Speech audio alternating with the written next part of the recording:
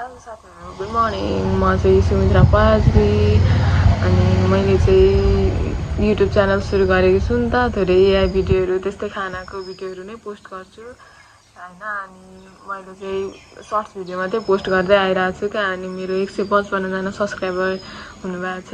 अनि मैले सोचेको थिइनँ क्या यतिजना पनि हुनुहुन्छ होला भनेर, किनभने एकबाटै त स्टार्ट हुन्छ जे पनि। अनि मैले युट्युब च्यानल सुरु गर्दाखेरि चाहिँ जस्ट मेरो सानो दादाको छोरीहरू थियो क्या। अनि उनीहरू घरमा आए अनि तपाईँ पनि युट्युब च्यानल बनाऊ न दिदी भन्दै भने क्या। अनि म निन्द्रामै थिएँ। अनि उठेर जस्ट अब इमेलमा त नर्मल्ली आइडी त बन्नेकै हुन्छ। अनि त्यसलाई फेरि फोटोहरू हालेर थोरै एडिट गरेँ। अनि भिडियोहरू मैले फर्स्ट भिडियो पनि त छठ पूजाको बेलादेखि स्टार्ट गरेको हो क्या। अस्ति छठ पूजामा गएको त्यो भिडियोलाई एडिट गरेर सायद हालेको थियो होला जस्तो लाग्छ। अनि त्यहीँबाट स्टार्ट गरेको।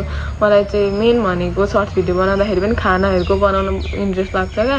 अनि तर अब पोस्ट गर्ने केही हुँदैन नि त, कलेज काम यता घरमा पनि हेर्नुपर्ने भ्याइँदैन नि त धेरै भिडियोहरू बनाउन पोस्ट गर्नलाई।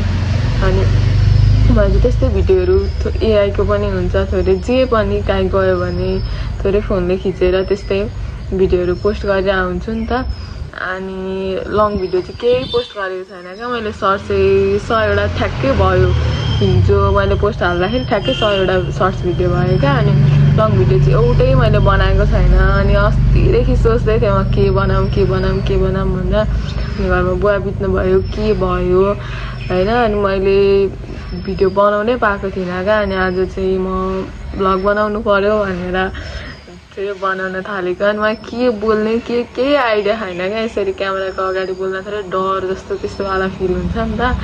अनि आज चाहिँ मेरो अब इक्जाम आउन लागेको छ क्या। आज 15 गते भयो, 18 गतेदेखि मेरो फाइनल इक्जाम हो फर्स्ट इयरको। अनि म चाहिँ अब पढ्दै थिएँ अनि बसेर। अनि पढ्दा मेरो दिमागमा फ्याट्ट सोच आयो क्या। अनि मैले बनाएको। अनि अब चाहिँ म फ्रेसहरू भएर पढ्दै थिएँ। अब खानासाना खाएर नुहाएर अनि म कलेजमा एडमिट कार्ड लिन जान्छु। अनि उतैबाट अफिस जान्छु। सायद अफिस पनि आजदेखि म छुट्टी बस्छु होला पढ्नको लागि भनेर। केही पढेको छैन नि त मैले। अब इक्जाम आउन लाग्यो, ब्याक लाउनु त भएन नि त। अनि त्यही भएर म अब एकछिन भेट्छु नि त। म चाहिँ घरको कामहरू सकाएँ, खानाहरू खाएर अनि कलेज जान रेडी भइसक्यो। अब कलेज जान लागेको। ठिक छ, साथीले पनि 9:30मा निस्किन्छु भन्दै थिएँ। ठिक छ, 9:30 हुन लाग्यो। अब अटोमा जान्छु, ढिलो भइसक्यो।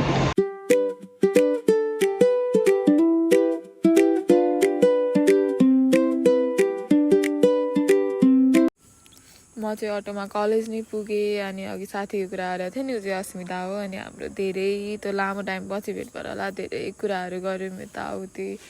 अनि गफ गर्दा गर्दै पछाडि पानी परिरहेको पनि नथाहा पाएको क्या हामीले। अनि पानी परिरहेको रहेछ। अनि मैले फोन चाहिँ भिडियोमा छोडेको थिएँ क्या।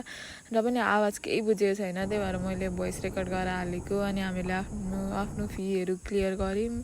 अनि एडमिट कार्डहरू बोकेर उनीहरू घर गए। म चाहिँ अफिस जान भनेर अटो लिएँ, किनभने पानी परिरहेको थियो। म छाता बोकेर हिँड्दिनँ नि त कहिले। अनि त्यही भएर म अटो चढ्दा अफिस आएँ।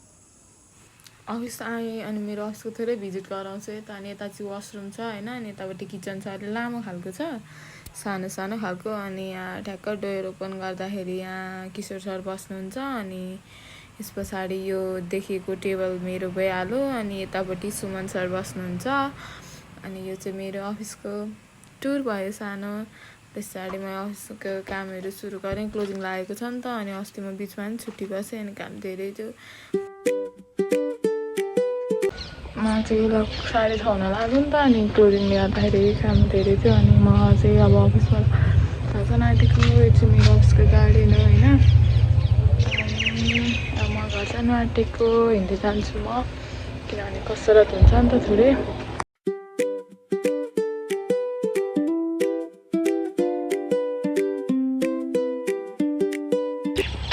म चाहिँ घर जाँदैछु होइन, आमालाई खाँदै। मेरो घर पुग्न चाहिँ 25-26 मिनट जस्तो लाग्छ नि त। अनि जाँदैछु, एक्लै छु, त्यही भएर म गीत सुन्दै जान्छु।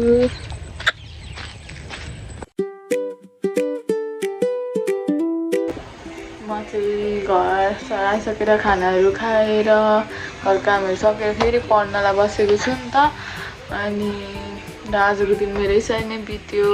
अनि यो चाहिँ मेरो फर्स्ट भ्लग थियो। कस्तो लाग्यो त्यो जसले हेर्नुहुन्छ उहाँले कमेन्टमा नि भनिदिनु होला कस्तो लाग्यो भनेर अनि कसरी बेटर हुन्छ कस्तो हुन्छ त्यो पनि मलाई सजेस्ट गरिदिनु होला हैन अनि फेरि नेक्स्ट भ्लग लिएर म आउने नै छु तपाईहरु मन पर्यो भने सब्स्क्राइब नि गरिदिनु होला मेरो च्यानललाई thank you so much bye bye